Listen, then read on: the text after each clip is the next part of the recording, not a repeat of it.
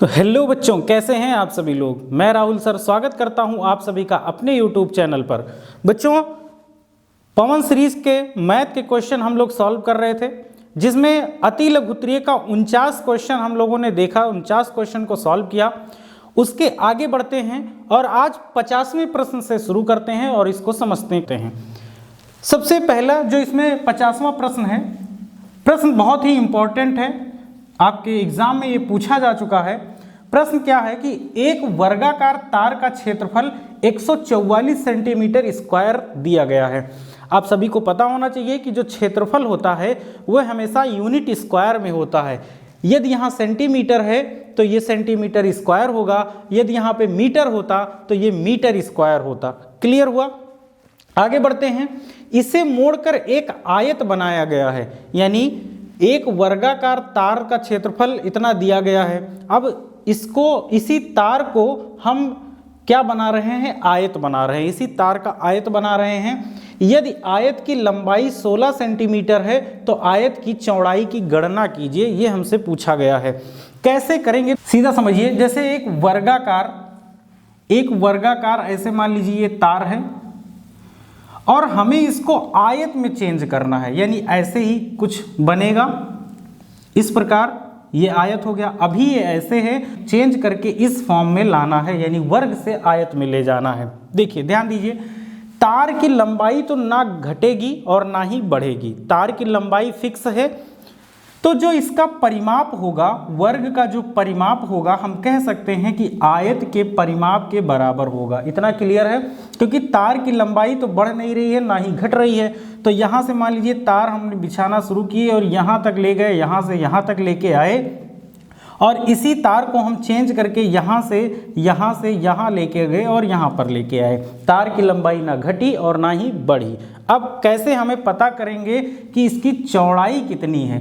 लंबाई तो दी गई है 16 मीटर, चौड़ाई कैसे पता करेंगे, आइए देखते हैं। सबसे पहले जो दिया गया है उसको लिखते हैं। तो क्या दिया गया है, वर्गाकार तार का क्षेत्रफल दिया गया है। यहाँ पे लिखिए वर्गाकार तार का क्षेत्रफल, चूँकि ये दिया है 144 सेंटीमीटर स्क्वायर। अच्छा, यहाँ से हम क्या ज्ञात कर सकते हैं, यहाँ से हम इसकी भुजा भी तो निकाल सकते हैं। वर्गाकार तार का क्षेत्रफल और इस वर्ग का क्षेत्रफल होता है भुजा का स्क्वायर। इधर हो गया 144 सेंटीमीटर स्क्वायर।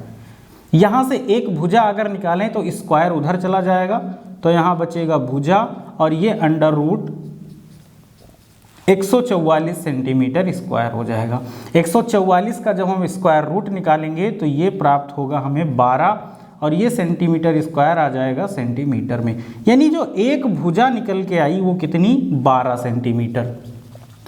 अब आपको पता होगा कि एक भुजा वर्ग की अगर 12 सेंटीमीटर है तो सभी 12 सेंटीमीटर होंगे, क्योंकि वर्ग की सभी भुजाएं क्या होती हैं, समान होती हैं, बराबर होती हैं।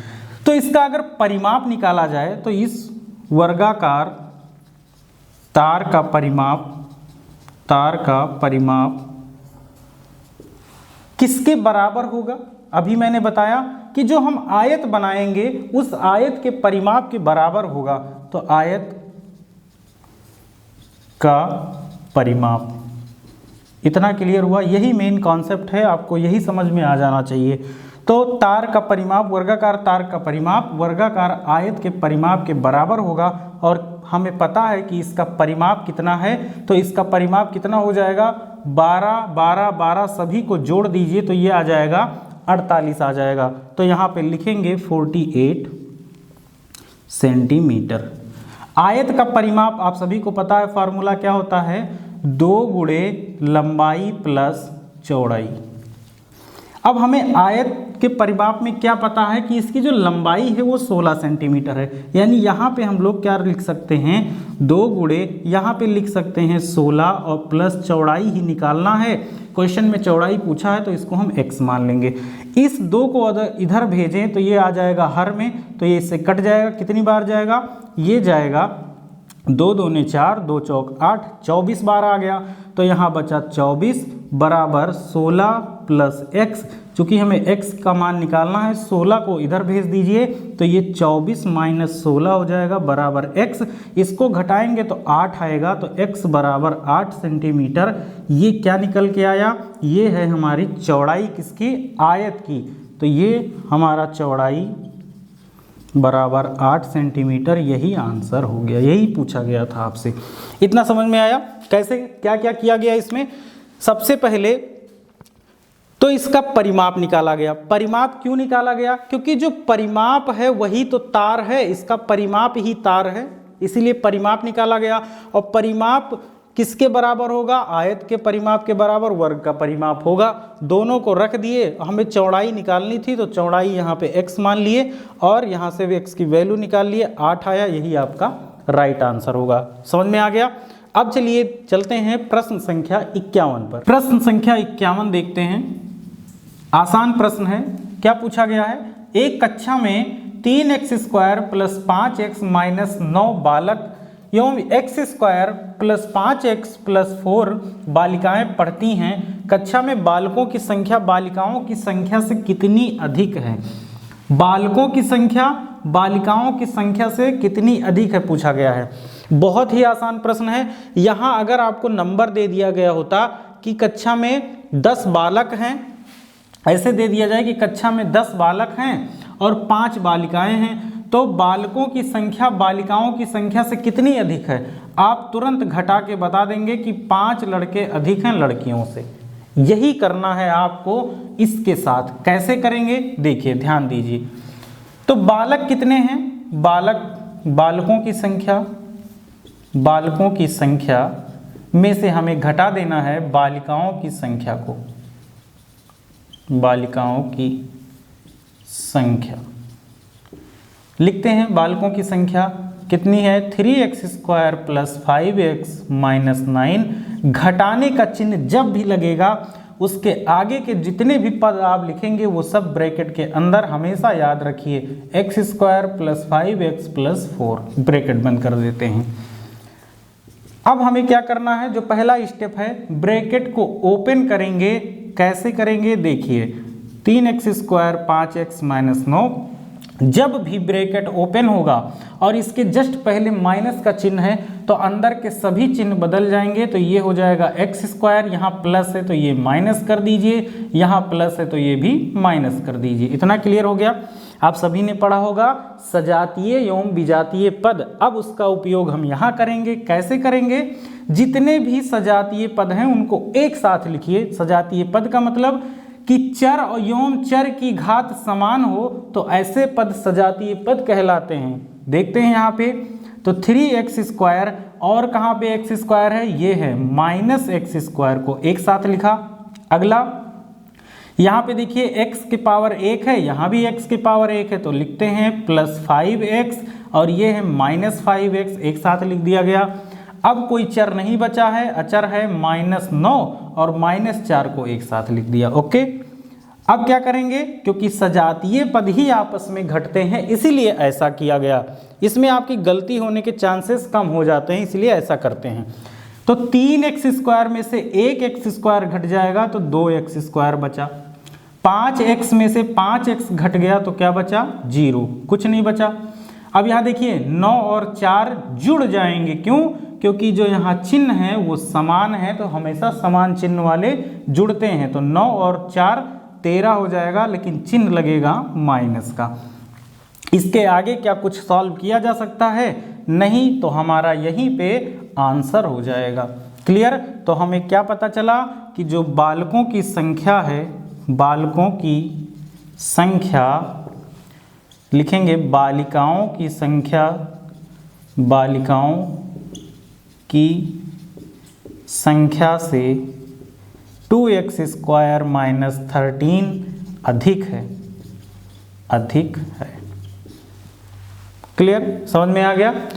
तो ये आपका प्रश्न संख्या 51 कंप्लीट हुआ। अब मूव करते हैं प्रश्न संख्या 52 पर। आइए देखते हैं प्रश्न संख्या 52। प्रश्न है कि 3, 5, x, 9, 11 का समांतर माध्य 7 है तो x का मान ज्ञात करना है। समांतर माध्य क्या होता है, ध्यान दीजिएगा, पहले प्रश्न लिखते हैं 9, 11। इसका समांतर माध्य दिया गया है 7। समांतर माध्य होता क्या है? माध्य का मतलब बीच में, यानी जो संख्या बीच में लिखी है वही आपका समांतर माध्य है।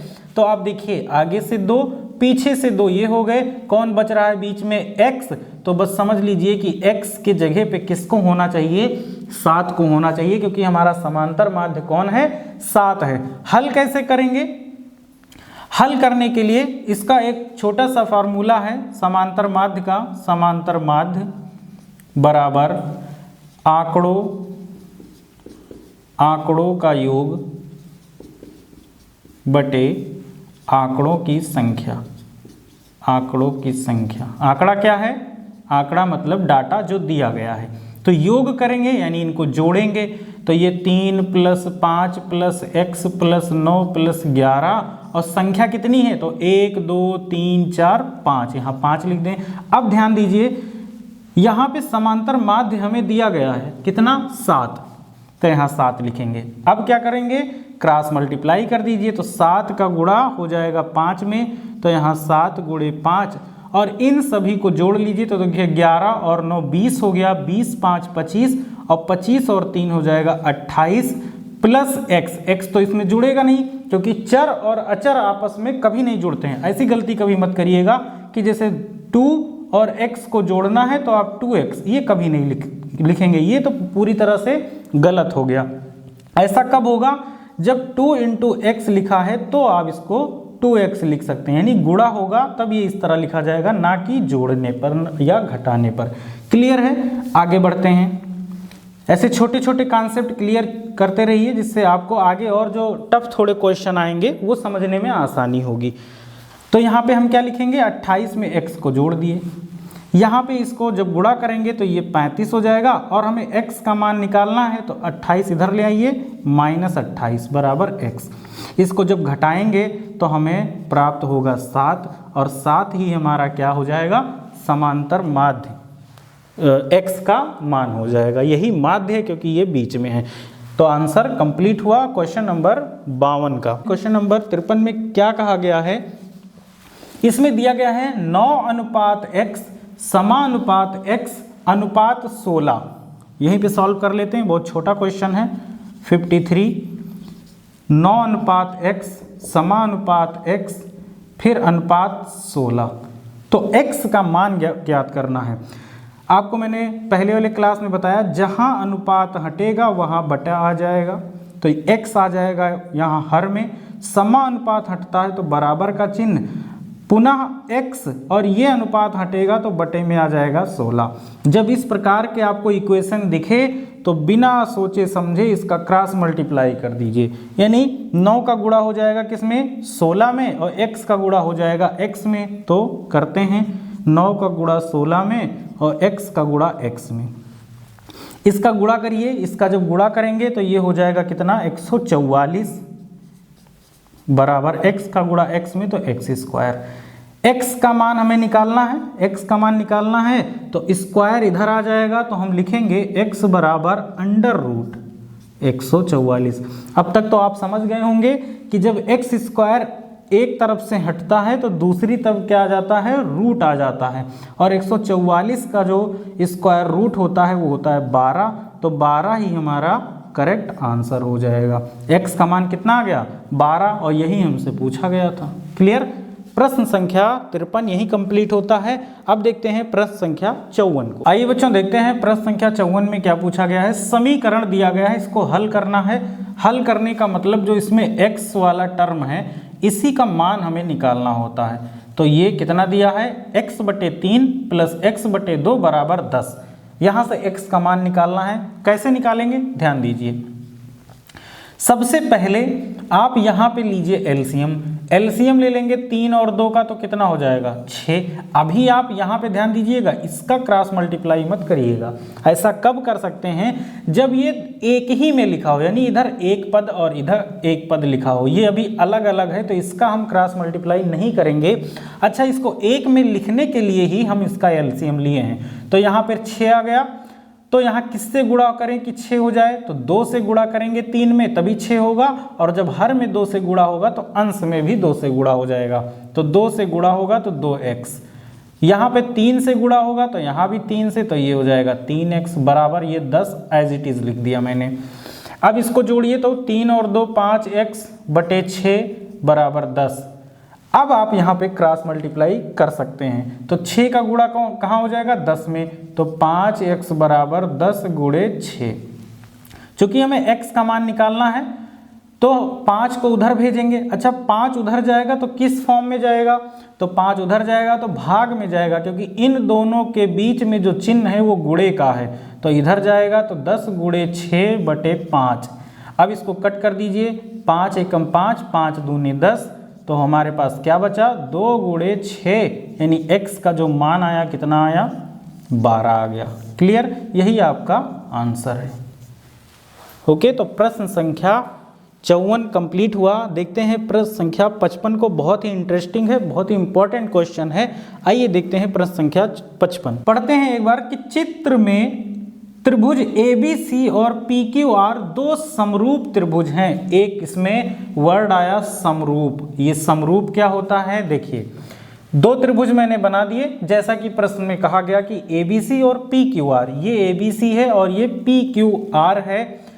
समरूप क्या होता है कि दो ऐसे त्रिभुज, समरूप त्रिभुज क्या होता है कि दो ऐसे त्रिभुज जिनके भुजाओं का रेशियो समान हो, क्या हो, जिनकी भुजाओं का रेशियो यानी अनुपात समान हो, देखने में एकदम एक ही तरह दिखें, तो ऐसे त्रिभुज क्या होंगे, समरूप त्रिभुज होंगे। और ये सिर्फ त्रिभुज पे ही नहीं, वर्ग, आयत और सभी प्रकार के चित्रों पे ये लागू होता है समरूपता। ठीक है, तो आप समझ गए कि ये समरूप है एक दूसरे के। समरूप और सर्वांगसम ये मैंने पहले क्लास में बताया हुआ है। सर्वांगसम ये कब होता, जब इसी के जैसे और इसी के साइज में, यानी 3 सेंटीमीटर है तो ये भी 3 सेंटीमीटर होता, ये 3 है तो ये भी 3 होता, यानी सभी भुजाएं क्या होती, समान होती, एक को दूसरे के ऊपर रखने पर एक दूसरे को ढक लेता, तो वह वो सर्वांगसम कहलाता। अभी ये क्या है, अभी ये समरूप है कि ये एक दूसरे की तरह दिख रहा है। एक एग्जाम्पल लीजिए, जैसे कि मान लीजिए एक फुटबॉल ले लीजिए और एक छोटी सी बॉल ले लीजिए, एक क्रिकेट बॉल और दूसरा फुटबॉल, तो ये दोनों एक दूसरे के समरूप होंगे। क्लियर है। और अगर हम 2 फुटबॉल ले लेते हैं तो ये एक दूसरे के सर्वांगसम हो जाएंगे। अब इसमें हमें क्या फाइंड करना है, यदि BC बराबर 2 सेंटीमीटर, यानी BC 2 सेंटीमीटर दिया है, AB 3 सेंटीमीटर दिया है, QR 3 सेंटीमीटर दिया है, तो भुजा PQ का मान यानी हमें ये ज्ञात करना है।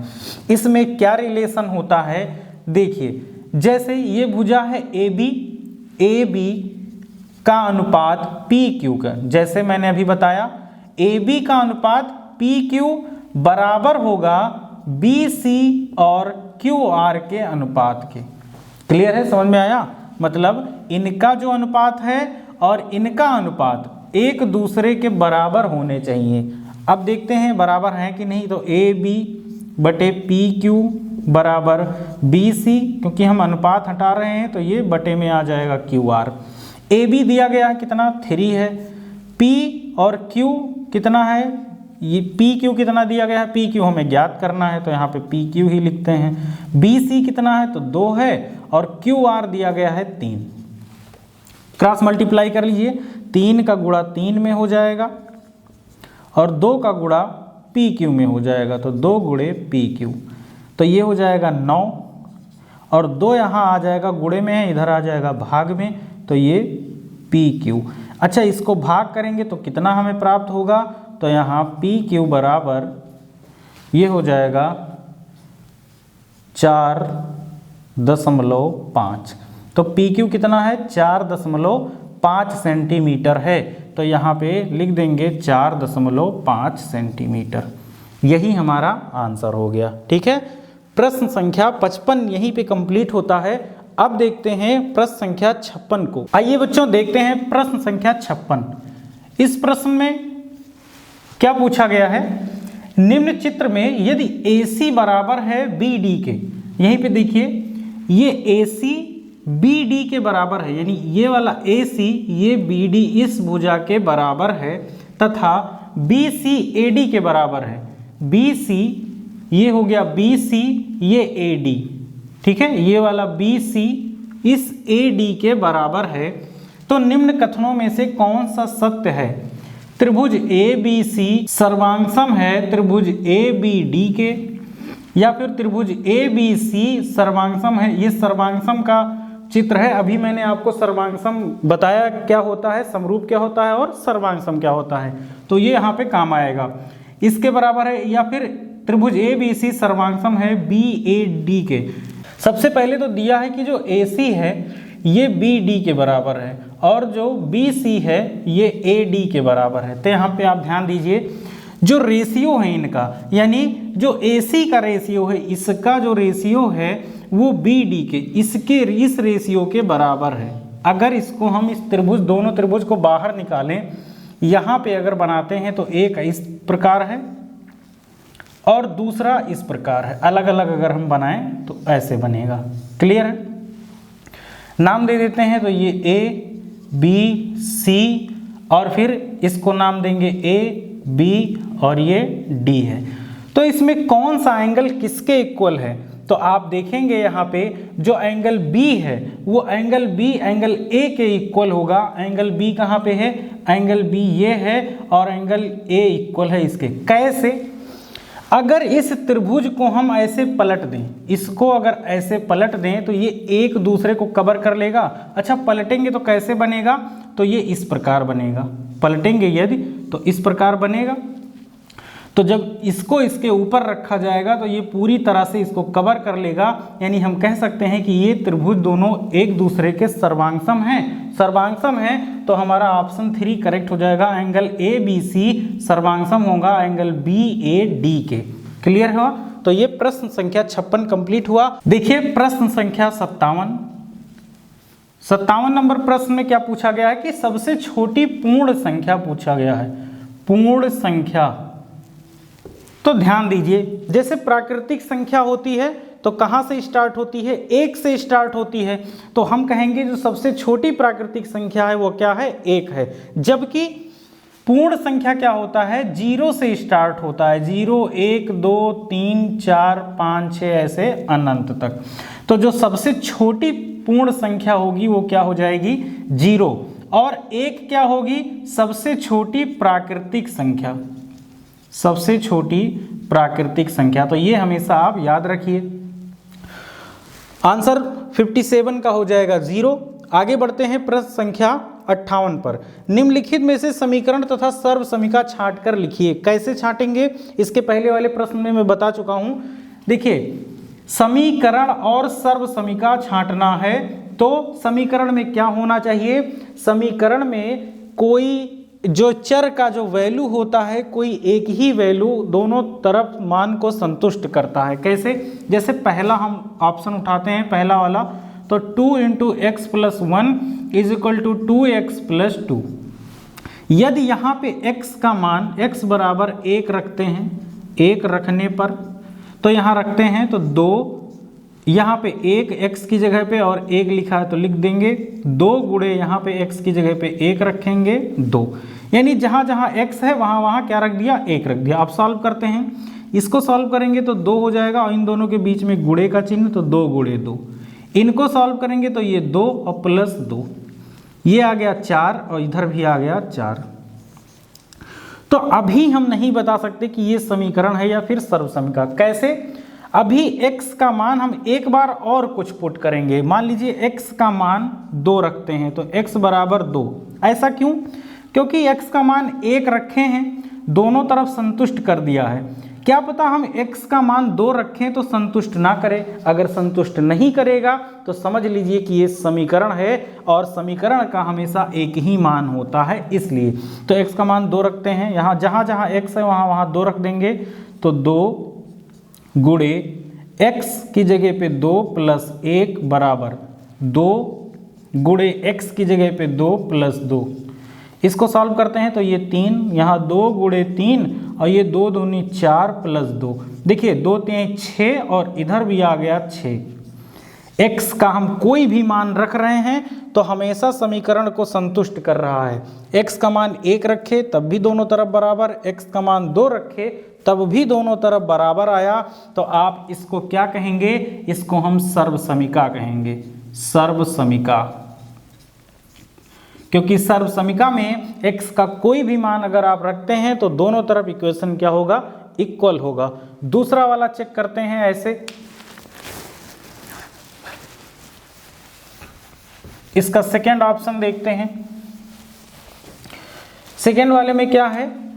2x minus 1 is equal to x। इसमें x बराबर 1 रखते हैं। x बराबर 1 रखने पर तो यहाँ पे 2 गुणे x का मान 1 माइनस 1 और इधर भी 1 रख दीजिए।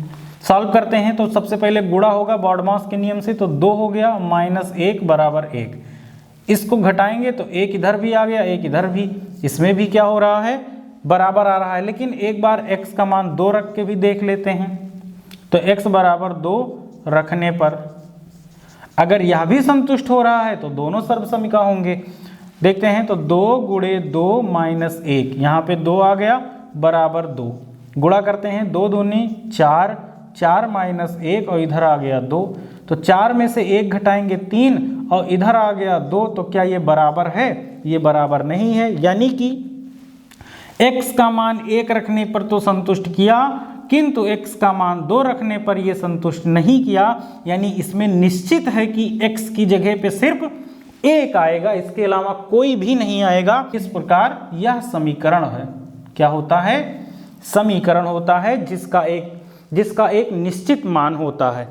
समझ में आ गया? तो पहला वाला हमारा सर्वसमीका और दूसरा वाला समीकरण कैसे पता करेंगे? बार बार x का मान रखने पर। क्वेश्चन नंबर 58 कंप्लीट हुआ। मूव करेंगे क्वेश्चन नंबर 59 पर। क्वेश्चन नंबर 59 क्या है?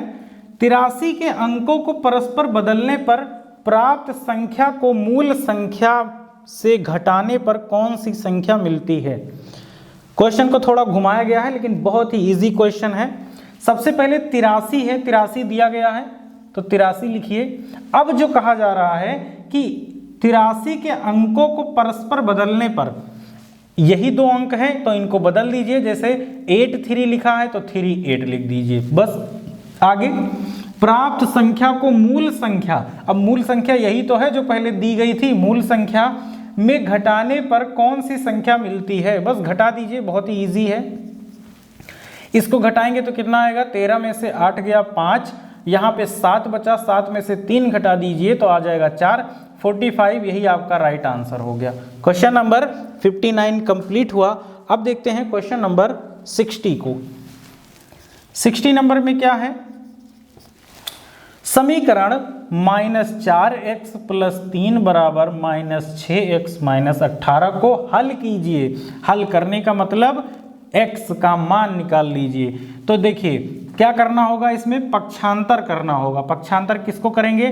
चर वाले को एक तरफ, अचर वाले को एक तरफ कर देते हैं। तो देखिए इधर चर लिखा है और एक ये लिखा है 4x, ये भी चर है तो इसको उधर ले जाते हैं।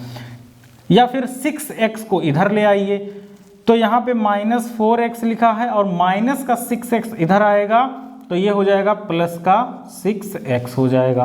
अब देखिए -18 इधर है और प्लस का 3 उधर जाएगा, ये भी -3 हो जाएगा। इसको आप जब घटाएंगे, क्योंकि चिन्ह विपरीत है तो ये घट जाएगा, तो 6 में से 4 घटेगा, 2x आएगा। चिन्ह हमेशा बड़े वाले का लगता है इसीलिए यहाँ प्लस लग गया। अब इसको देखिए चिन्ह क्या है? समान, तो जुड़ जाएंगे। 18 और 3 हो जाएगा 21, चिन्ह लगेगा माइनस का। यहाँ पे x का जब मान निकालेंगे तो ये हो जाएगा -21/2। यही आपका करेक्ट आंसर हो गया। क्लियर? तो ये हो गया प्रश्न संख्या 60 कंप्लीट। अब चलते हैं प्रश्न संख्या 61 पर। एक कक्षा की लंबाई 11 मीटर, चौड़ाई 8 मीटर और ऊंचाई 5 मीटर है। कक्ष की चारों दीवारों का क्षेत्रफल ज्ञात कीजिए। क्षेत्रफल ज्ञात करना है। देखिए कैसे करेंगे, तो इसका जो फॉर्मूला होता है, कक्षा का क्षेत्रफल, दीवारों का क्षेत्रफल बराबर 2 गुणे लंबाई प्लस चौड़ाई गुणे ऊंचाई।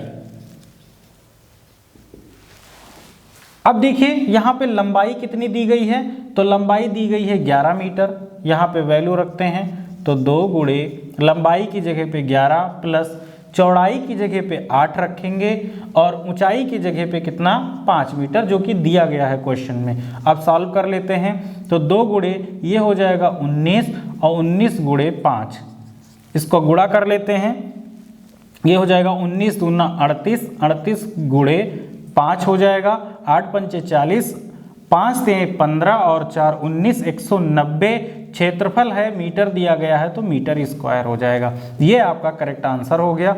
इसमें कुछ नहीं था, बस फार्मूले पे वैल्यू पुट करके सॉल्व कर लेना है। क्वेश्चन नंबर 61 कंप्लीट हुआ। मूव करेंगे क्वेश्चन नंबर 62 पर। देखते हैं क्वेश्चन नंबर 62 क्या पूछा गया। इसमें एक्स स्क्वायर प्लस 1/x² का मान ज्ञात करना है, जबकि दिया गया है, क्या दिया गया है, x plus 1/x is equal to 2। हमें फाइंड क्या करना है, x² 1/x²। अब यहाँ पे ध्यान दीजिएगा, जैसे जो हमें दिया गया है x प्लस 1/x बराबर 2, ये दिया गया है। हमको चाहिए क्या, x² चाहिए। यहाँ पे पावर में 1 है, यहाँ पे अगर स्क्वायर करना है तो हम क्या कर देंगे, दोनों पक्षों का वर्ग करेंगे। दोनों पक्षों का वर्ग करने पर क्या प्राप्त होगा, देखते हैं। x प्लस 1/x यहाँ पे स्क्वायर कर दीजिए, क्योंकि एक तरफ होगा नहीं, दोनों तरफ हम लोग वर्ग करते हैं। ठीक है, आगे देखिए, इसको सॉल्व करते हैं। ये कौन सा फार्मूला बन गया, तो a प्लस बी का होल स्क्वायर, यानी कि x² plus 1/x² plus 2 into a into B. A क्या है x और b क्या है 1/x। इसको ओपन करेंगे तो ये हो जाएगा 4। यहाँ x से x कट गया। अब ध्यान दीजिए, हमें चाहिए क्या, यही चाहिए, तो ये यहाँ पे हमें मिल गया। तो x² प्लस 1/x², ये प्लस 2 है, इसको उधर भेजेंगे तो इधर है 4 और इधर आ जाएगा तो माइनस का 2 हो जाएगा। तो x² प्लस 1/x², इधर क्या आ जाएगा, 4 में से 2 घटाएंगे 2 मिल जाएगा, और यही हमारा आंसर हो गया। यही हमें फाइंड करना था, किसके बराबर आ गया, 2 के बराबर। ये आपका करेक्ट आंसर हो गया। क्वेश्चन नंबर 62 कंप्लीट हुआ। मूव करेंगे क्वेश्चन नंबर 63 पर। परमेय संख्या को, निम्न परमेय संख्या को आरोही क्रम में लिखना है। संख्या क्या है, -7/9, -5/21, -2/3। ठीक है, ये समझ लीजिए इस प्रकार लिखा हुआ है। अब इसको हमें लिखना है आरोही क्रम में। आरोही क्रम में यानी कि बढ़ते हुए क्रम में, पहले छोटा, उससे बड़ा, फिर उससे बड़ा। कैसे करेंगे, आप इसके हर को बराबर कर लीजिए, तो जो संख्या, जो इसका अंश बड़ा होगा वही संख्या समझ लीजिए सबसे बड़ी होगी।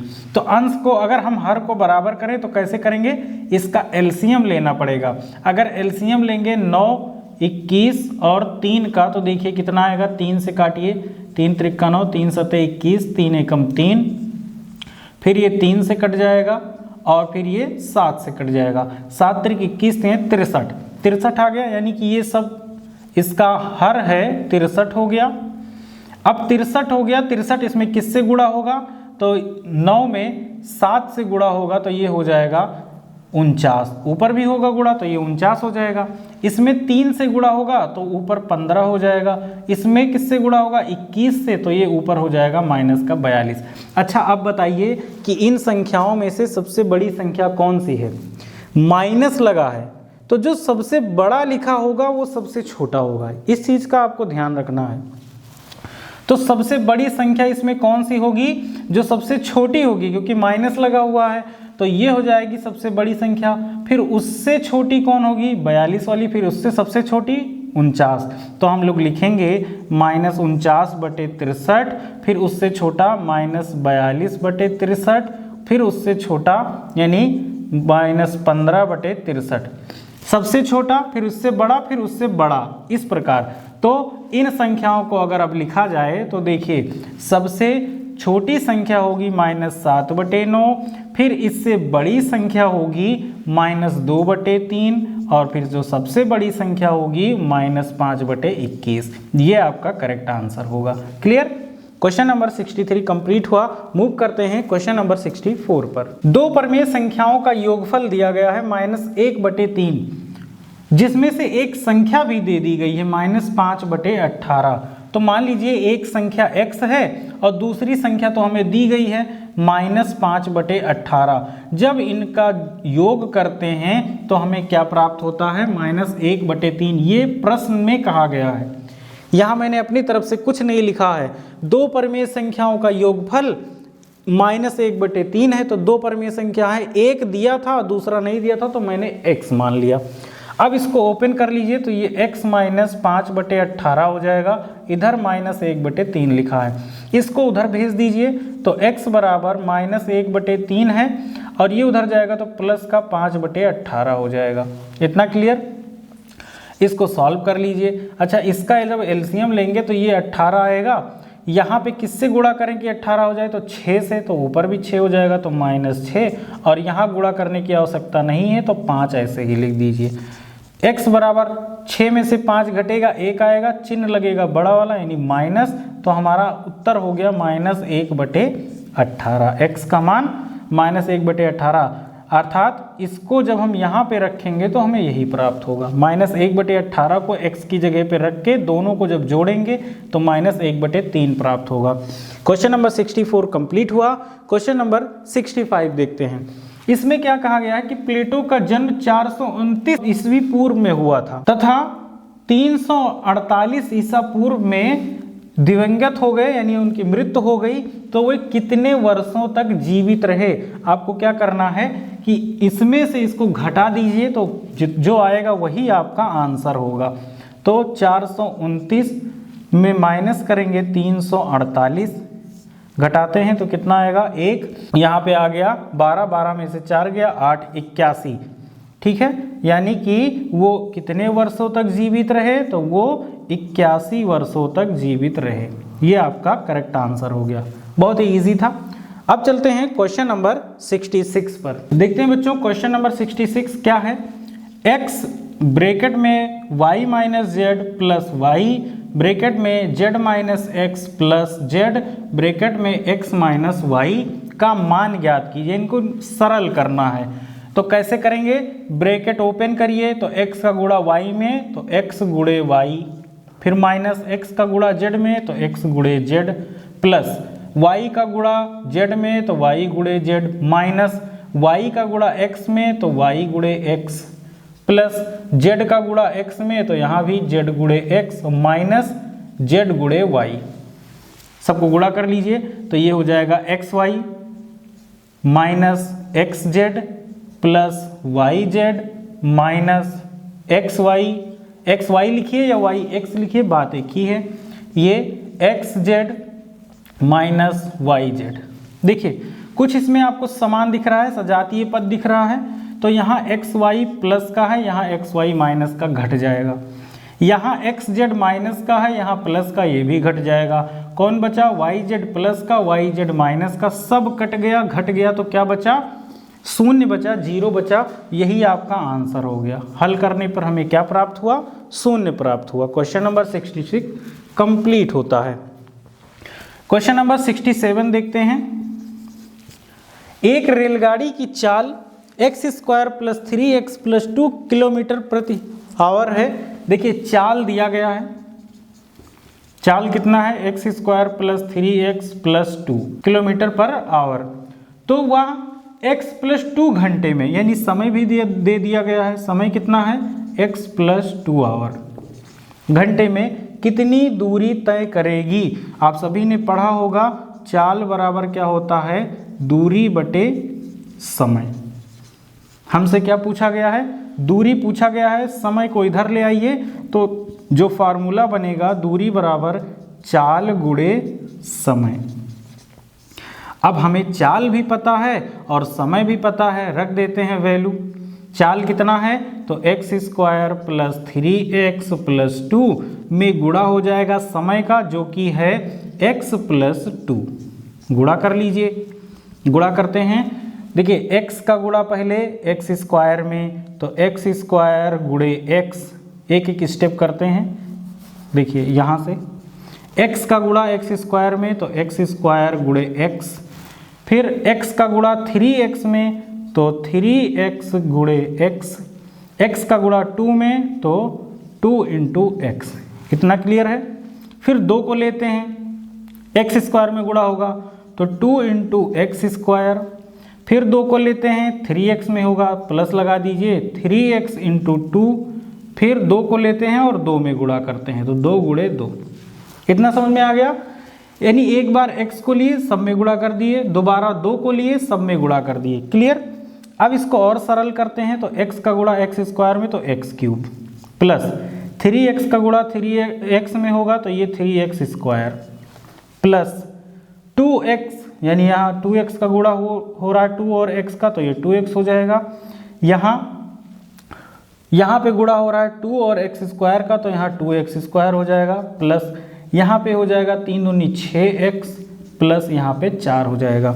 अब इसमें जो सजातीय हैं वो जुड़ जाएंगे, जैसे कि कौन, x क्यूब तो अकेला है तो इसको ऐसे लिख दो, प्लस 3x स्क्वायर यहाँ है और x स्क्वायर यहाँ पे है, तो ये दोनों आपस में जुड़ जाएंगे भाई साहब, कितने हो जाएंगे 5x स्क्वायर। और कौन बचा 6x और 2x, ये भी सजातीय पद हैं, तो ये भी 8x हो जाएंगे।